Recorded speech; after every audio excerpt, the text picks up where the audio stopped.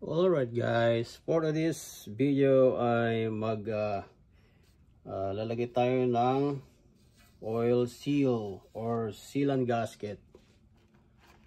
So ang gamit natin ay Ultra Black Permatex. Yan, para sa oil pan. So meron tayong tira dito. Ito muna gamitin natin bago to. So let's go. So make sure you clean properly, and then you cut the Ultra Black dito sa ano niya, dulo, and then lalagyan na tayo. We started. Pwedeng ganyan, pwede rin. Kailangan makita nyo guys, dito sa middle. Yan, ganyan kalaki para pag inanyo nyo guys, kailangan dito sa inside. Alright,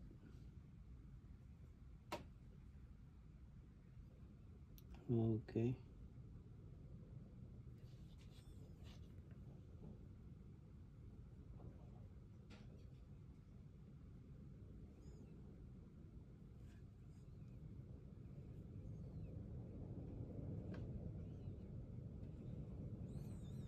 Alright, dagdagan natin dito.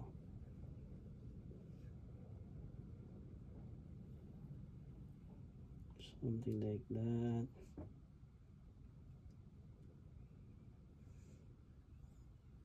And then turn. Start it again, then connected, and then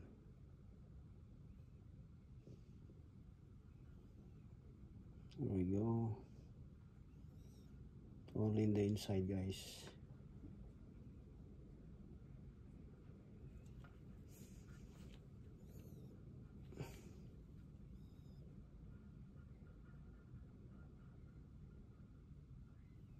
And cut it. Press this. I hope it's fit. I hope exactly.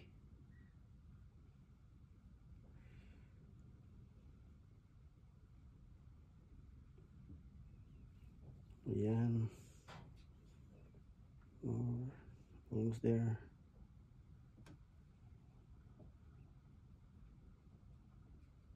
And then turn. Another.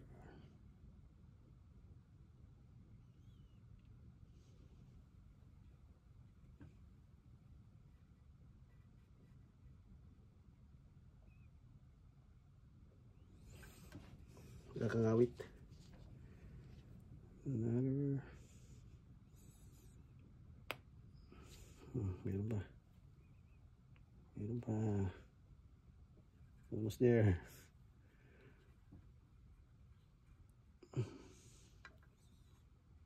Alright.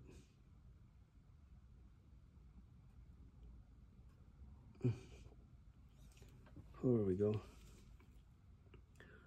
Yan. So that's it. Install na natin mga idol. Pag gusto nyo i-connect dito, lalagyan nyo dito, pwede rin. Mas secure pag ganyan. Yan. Lagyan nyo ng konti. But it's enough guys to the inside only.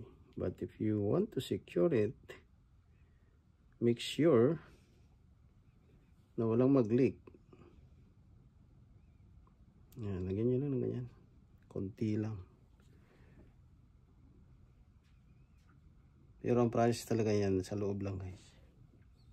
Pero pag gusto mong wala siyang makalabas talaga, pwede yung gayahin yan. Yan. Dagdagan nyo lang konti. Para pag lumusot man doon, hindi makakalusot sa kabila. Yan. Kunti lang, huwag madami.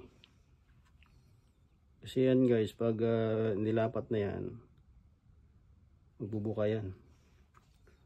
Dadami yan. So, kunti lang.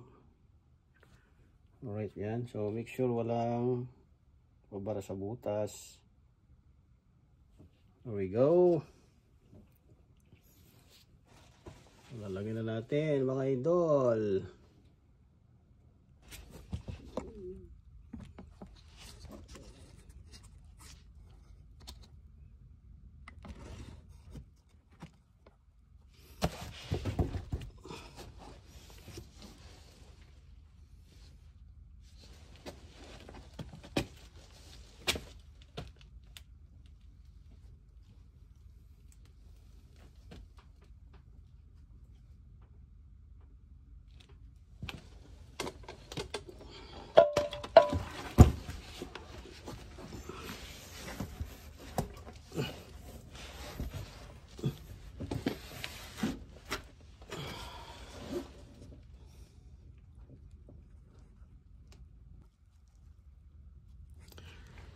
So yun, ilagay natin.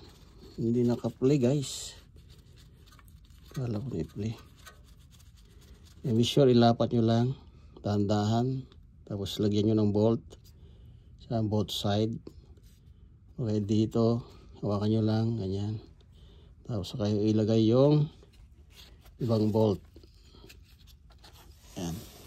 So, yun. Dito lagyan nyo, o kaya sa gitna, gitna, para hindi nyo siya hawakan. Lagyan nyo muna, install nyo muna. So, mayroon pang 3 yata. Dito, sa dulo. So, pag di na natin maabot guys, lagyan natin ng, ano siya, sa may socket na lang ang gawin natin pag di natin mahawakan. Okay, pero try pa rin natin pagkasakaling malagyan natin. So langanin, dala ko dun sa dulo. Langanin dito. Basta ano nyo lang guys, gipit kasi pipilitin natin itong isa. Yan, pumasok siya. Tapos gawin natin dyan, kumuha kayo ng socket na may extension. Ganito lagay nyo dyan, ganyan o. Lagay natin sa socket. Tapos try natin kung kaya niya. Pag hindi guys, yan ganyan. So, siya na hindi nakapli kanina. Ngayon pumasok siya. So pwede na natin tirahin to. Mas maganda kung may ganito kayo, Milwaukee. Yan. Mas mabilis yan. Yan. Pag ano nyo yan, sequence dito. Yan. Tapos sa kanto. Sa may kanto.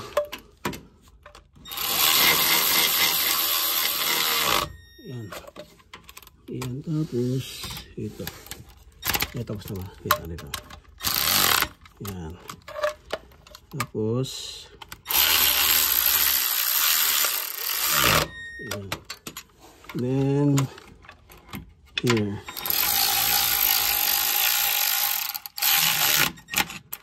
Then dito. Yan. Tapos mayroon pa isa dito. Yan. The last one is I think here. Yan. Tapos to double check lang natin. One by one. Okay. pwede kayong gumamit din ng ganito. Gusto yung or i-torque. Pero ito ay silicone. So ang gagawin nyo dyan, sagad nyo lang.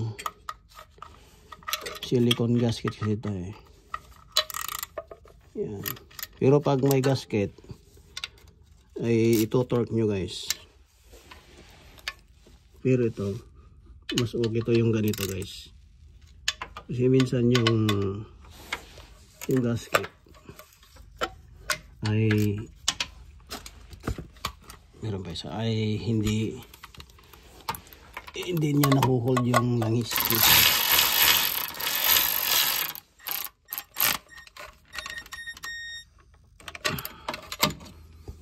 Yan, tapos double check lang natin para sigurado. Yan, isa-isa. Yan lang guys, siguro nyo double check nyo isa-isa. Sensya na kung di ko na-play kanina, pero napakasimple. Yan, tapos antayin lang natin ma-dry. Ganun lang guys, ang magpalit ng ay maglagay ng oil pan, Nissan. Yan. Alright.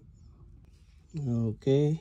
And then yun, kasi ito pininturahan ko kasi kinalawang siya. So greenine ko muna, and then lininis, tapos and then i-resealed natin. Yun guys. Alright, ayan, ganun lang magpalit ng oil pan. So after mga 30 minutes to 1 hour, pwede na natin maglagay ng langis. Alright.